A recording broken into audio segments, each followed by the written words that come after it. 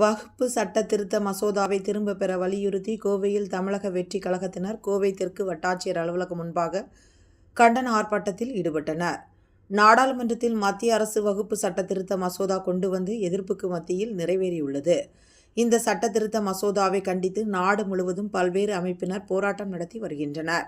இதன் ஒரு பகுதியாக கோவை தெற்கு வட்டாட்சியர் அலுவலகம் முன்பாக தமிழக வெற்றி கழகத்தினர் வகுப்பு சட்ட திருத்த மசோதாவை திரும்ப பெற வலியுறுத்தியும் மத்திய அரசை கண்டித்தும் ஆர்ப்பாட்டத்தில் ஈடுபட்டனர்.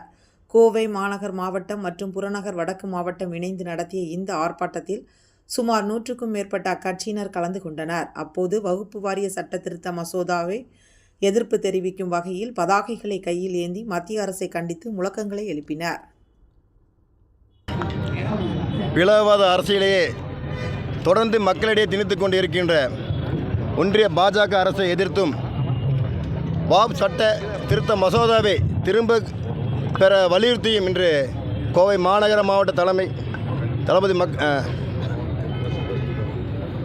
தமிழக வெற்றி கழகம் சார்பாகவும் மற்றும் புறநகர் மாவட்ட வடக்கு மாவட்ட தலைமை சார்பாகவும் இன்று மாபெரும் கண்டன ஆர்ப்பாட்டமானது நடைபெற்றுக் கொண்டிருக்கின்றது.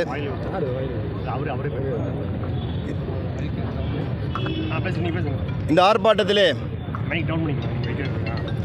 ஆர்ப்பாட்டத்திலே கோவை மாநகர மாவட்டத்தைச் சேர்ந்த கழக நிர்வாகிகளும் மற்றும் புறநகர் வடக்கு மாவட்டத்தைச் சேர்ந்த கழக நிர்வாகிகள் மற்றும் அணிகளைச் சேர்ந்த 28 அணிகளைச் சேர்ந்த நிர்வாகிகள் மற்றும் நகர ஒன்றிய கிளை பகுதி வார்டைச் சேர்ந்த கழக தோழர்கள் அனைவரும் திரளாக கலந்து கொண்டு இந்த வாப் திருத்த சட்டத்தை எதிர்த்து பதாதைகளை ஏந்தி அதற்குண்டான கோஷங்களை எழுப்பி இன்று எங்களுடைய எதிர்ப்பை தெரிவித்துக் கொண்டிருக்கின்றோம்.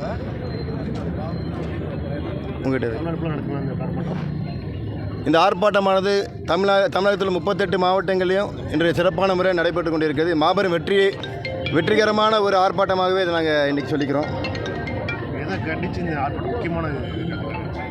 இந்த வாப் சட்ட திருத்தம் இன்று அவசியமில்லை என்பது எங்களுடைய கோரிக்கையாக இருக்கிறது. எங்களுடைய அழுத்தமான ஒரு நிலைப்பாடாகவே எங்களுக்கு இருக்கிறது. உபகரிக்கக்கூடிய ஒரு மசோதாவே இதை நாங்கள் பார்க்குறோம்.